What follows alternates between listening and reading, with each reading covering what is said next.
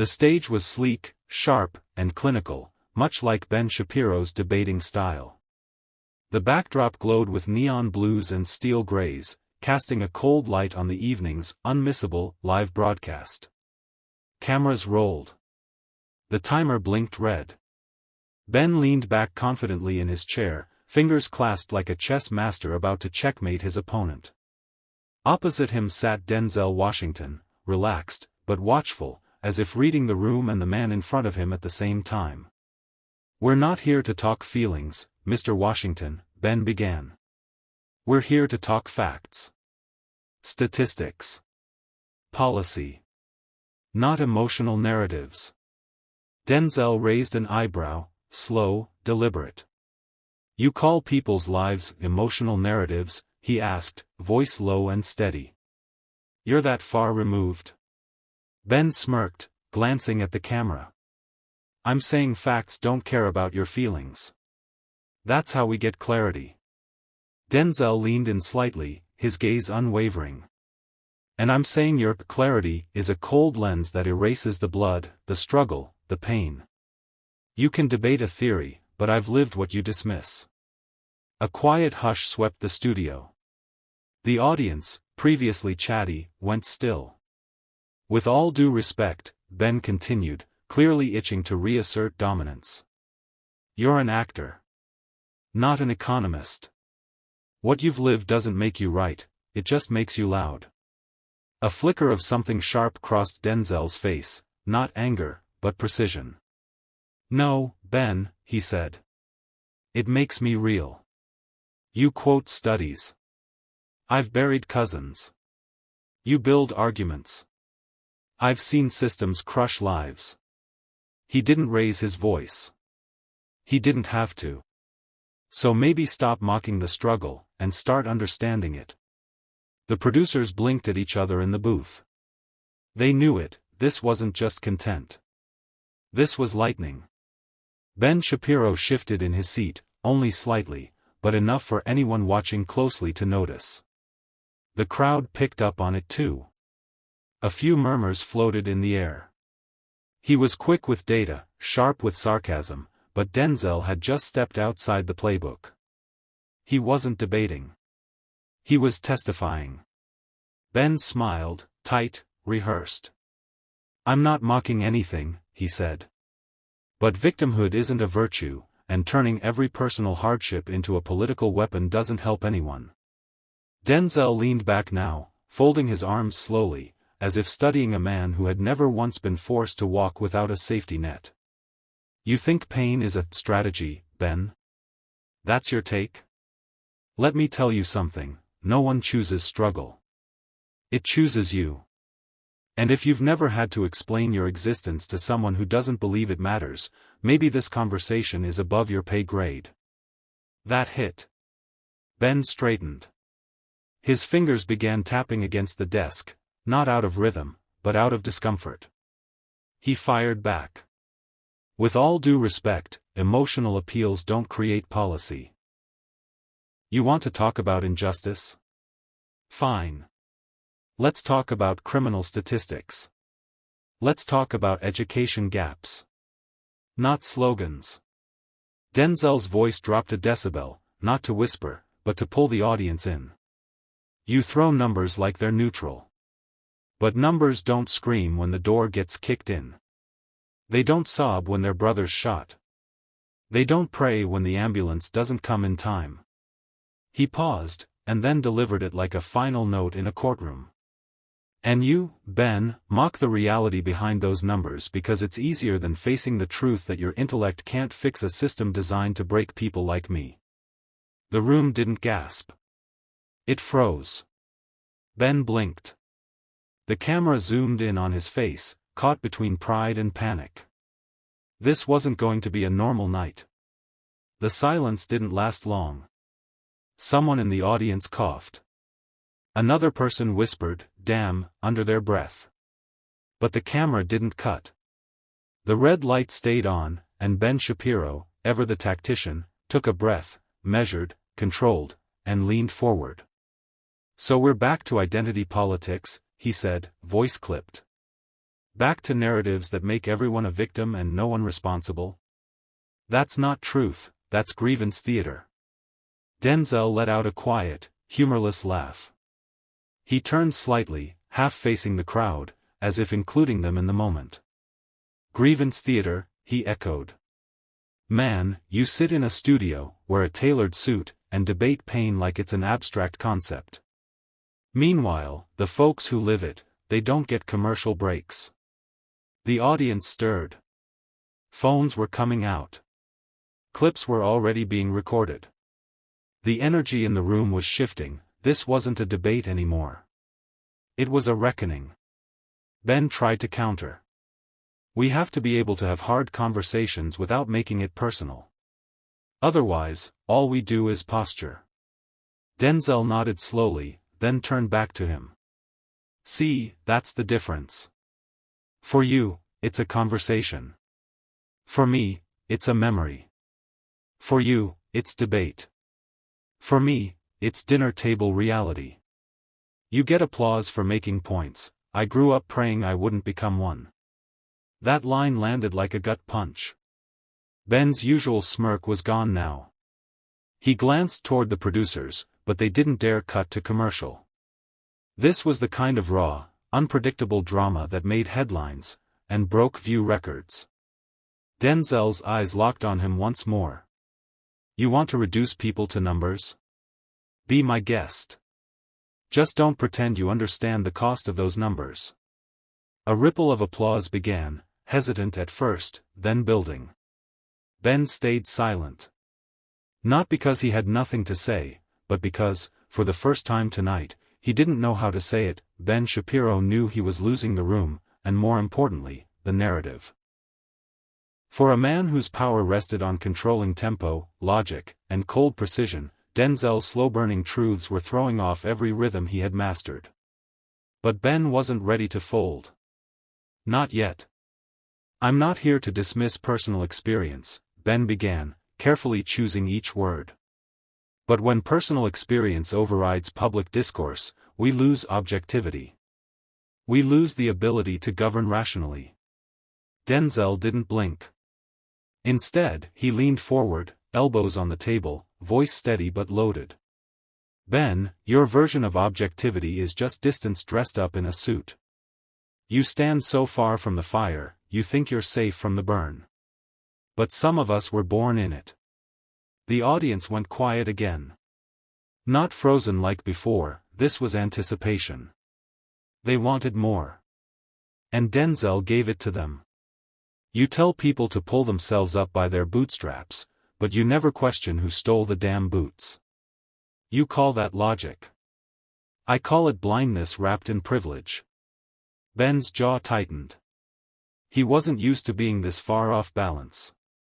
Normally, by now, he would have redirected the conversation, thrown in a statistic, shifted to policy, but Denzel was anchoring the moment like a seasoned trial lawyer who wasn't afraid of the silence between sentences. You claim to respect facts, Denzel continued, but you weaponize them. Not to uplift, but to dismiss. You hide behind data points while ignoring the systems that create them. That's not intellect, that's insulation. A soft murmur swept the audience again. Some nodded. Some looked shocked. All were watching, riveted. Ben finally interjected. And what's your solution, then? Anger? Blame? Burning it all down because life's unfair? Denzel didn't flinch. No, Ben. My solution is truth. And if that truth makes you uncomfortable, maybe you should ask yourself why. The camera pushed in for a tight shot, Denzel's eyes locked with Ben's, steady as stone. This isn't about burning anything down. It's about refusing to let people like you keep pouring cold water on lives that are already on fire.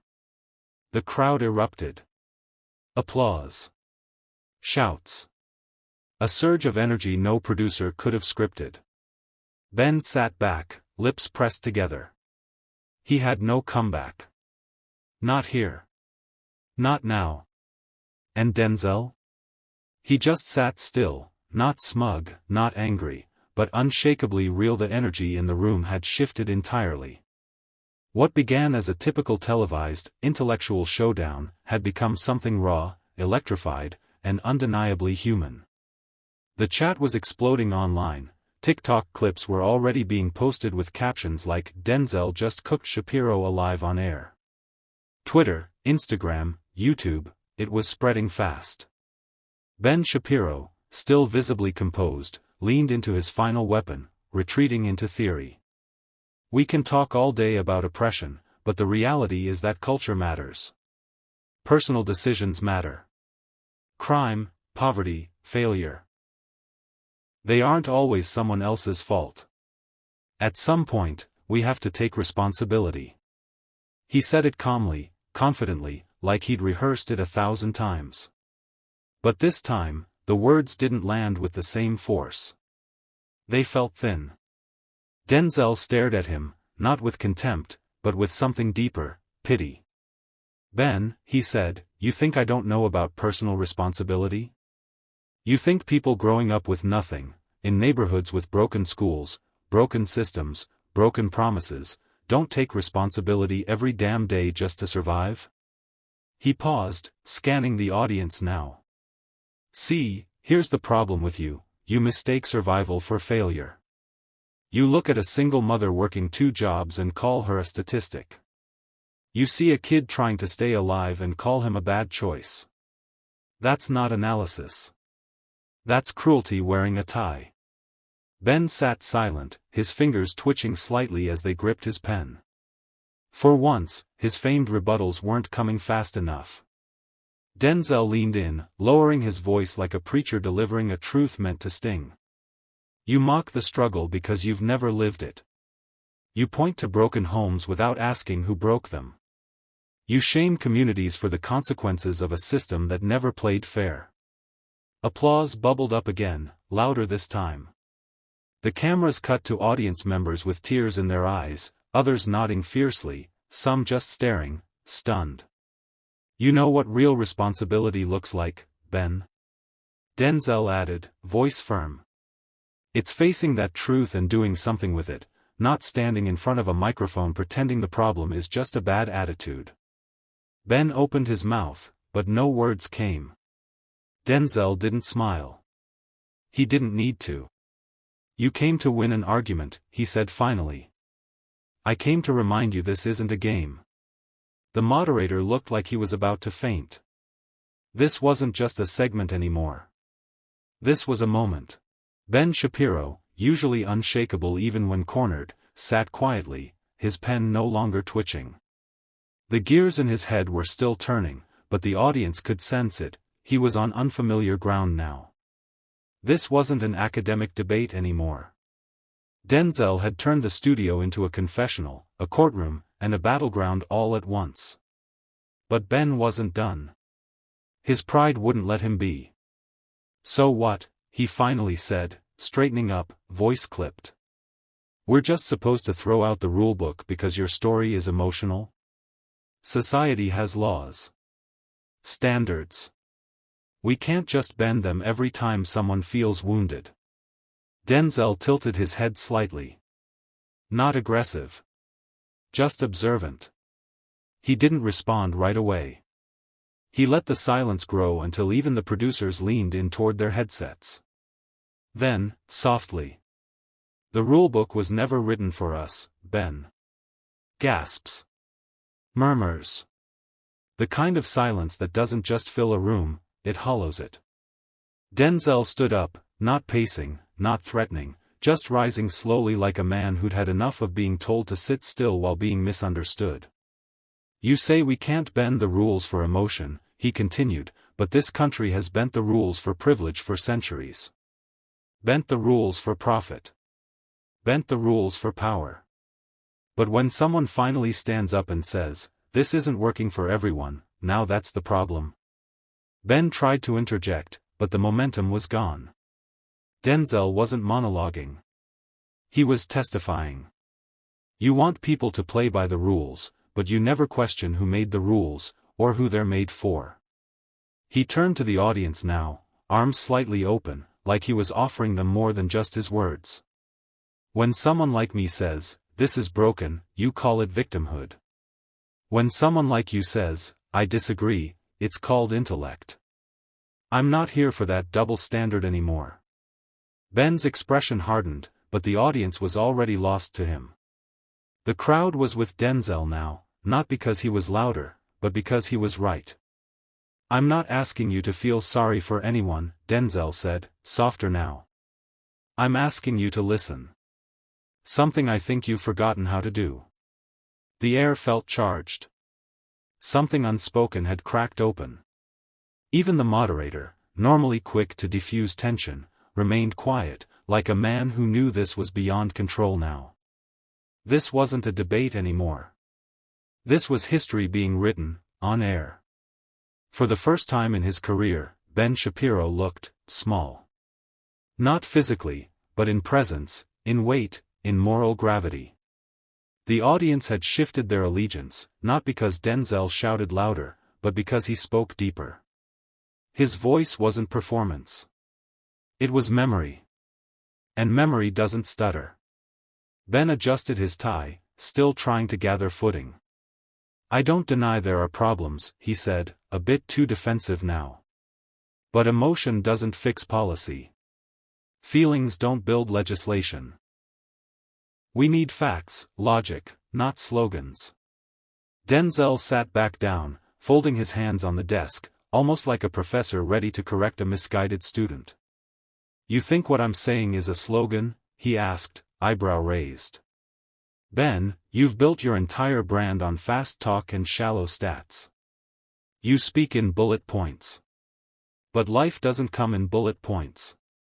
It comes in bruises." The crowd stirred again. Denzel was done playing polite.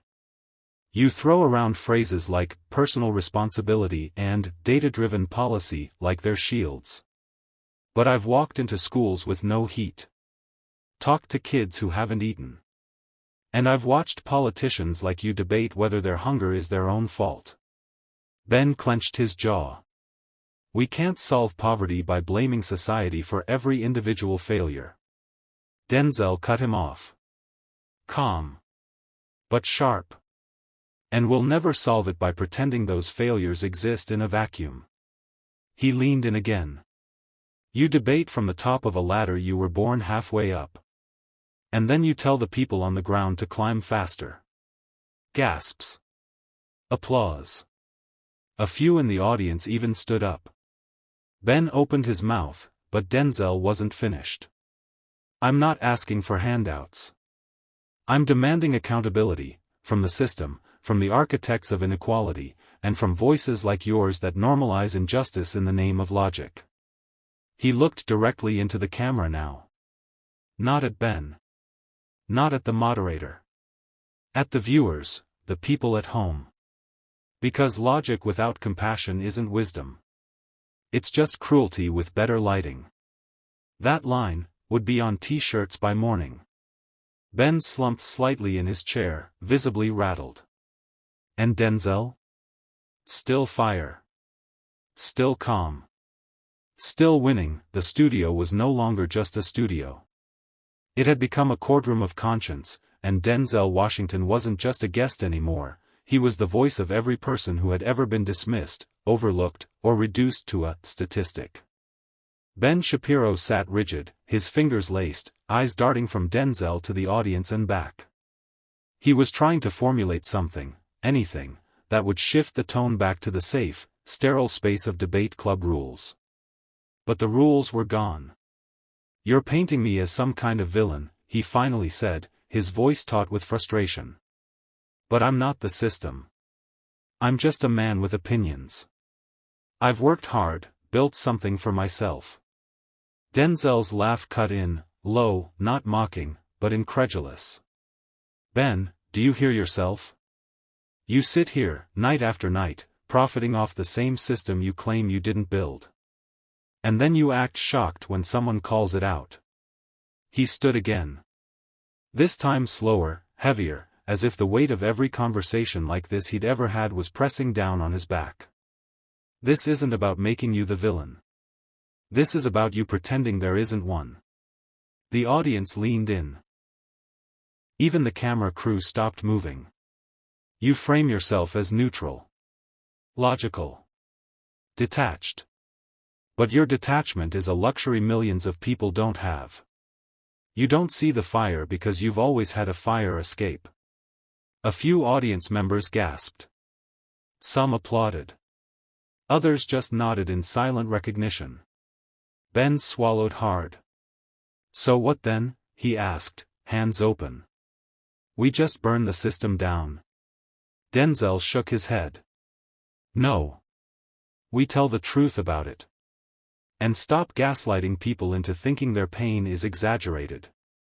He turned, walking toward the edge of the stage like a man who's already said more than enough, but still had one bullet left. You say I'm emotional? You're damn right I am. Because this isn't a theory to me. It's a life. And maybe if you stopped treating every conversation like a chess match, you'd see the board isn't even level. He looked over his shoulder one last time. You can't solve injustice with indifference. And you sure as hell can't fix pain with policy papers. Ben sat frozen. The audience erupted again. And backstage, producers stared at the live feed like they'd just watched a lightning bolt hit the studio. This wasn't a discussion anymore. It was a reckoning. Social media was already on fire. Clips from the confrontation were flooding timelines. On X, formerly Twitter, the hashtag #DenzelDestroyShapiro was trending #1 in the US. TikTok videos layered Denzel's final line over dramatic music. Even political commentators from opposite ends of the spectrum were stunned, not by Denzel's celebrity, but by his clarity. In the studio, the silence lingered like smoke after an explosion. Ben Shapiro, still struggling to salvage his composure, looked to the moderator for a lifeline. But the moderator, caught in the gravity of what had just unfolded, barely whispered. Mr. Washington, anything else you'd like to say? Denzel didn't speak immediately. He walked slowly back to his seat, sat down, and took a moment. Then, with a voice calm as steel. Here's the thing, Ben. I don't hate you. I don't even think you're evil. But I do think you're dangerous. Ben flinched slightly. The words weren't shouted, but they hit harder than any insult. Because you have a platform. And with it, you tell people that struggle is fiction. That suffering is just poor decision-making. You offer simple answers to complex pain, and people believe you. He leaned forward. You're not selling ideas. You're selling absolution. A way for privileged people to sleep at night, thinking they've done enough by just not being poor. Shapiro tried to cut in, but Denzel raised a hand, firm, respectful, final. You can't debate your way out of humanity, Ben. Eventually, the world stops caring how clever your words sound, and starts looking at the damage they do. The crowd held their breath. I've played kings, soldiers, crooked cops, and broken men, Denzel continued. But what I've never done is pretend people's pain is a punchline. That line echoed through the studio like a closing gavel. Shapiro finally spoke, but the edge in his voice was gone. Maybe we just see the world differently. Denzel gave a small nod. We do. One of us sees it from above. The other had to climb. Silence again. But this time, it was reverent. Because everyone watching, in the room, at home, on every screen, knew, this wasn't a performance. It was a message. And it had been delivered. Thanked both guests, but nobody was really listening. The moment wasn't about formality anymore. It was about what had just happened, what everyone had witnessed. Denzel didn't storm out. He didn't raise his voice. He didn't gloat. He stood, buttoned his jacket, and turned to Ben one last time. We could have had a conversation, Ben, he said softly. But you brought a podium. I brought the truth. With that, he walked off stage. The audience gave a standing ovation, not out of celebrity worship, but because someone had finally said what needed to be said, on a platform where people usually tiptoe around discomfort. Ben remained seated, staring ahead, his face expressionless but drained. The usual closing banter was skipped. The production team knew, anything more would feel hollow. Backstage, Denzel was met by a flood of staffers, camera operators, interns, even makeup artists, quietly nodding, offering a simple hand on the shoulder, or whispering, "Thank you." In that moment, he wasn't a movie star. He was a mirror. He reflected back every unheard voice, every dismissed pain, every truth buried beneath debate formats and clever rhetoric. That night, social media was a tsunami. Major news outlets cut into scheduled programming. Clips racked up tens of millions of views in hours. Celebrities, activists, and average Americans reposted the line, "You can't debate your way out of humanity." Ben Shapiro didn't release a rebuttal video. He simply tweeted, "Sometimes you get hit harder than expected. Respect to Denzel Washington." But the conversation had already shifted. Denzel's words were being taught in classrooms, quoted in sermons, etched onto protest signs. He hadn't come to win. He'd come to wake them up. And he did. If this story shook you, made you think, or made you uncomfortable, that's exactly the point. Denzel Washington didn't just speak truth to power. He held up a mirror to a nation. Backhand index pointing right. Don't forget to like, subscribe, and drop your thoughts in the comments. This is Power Stories, where we don't just tell stories.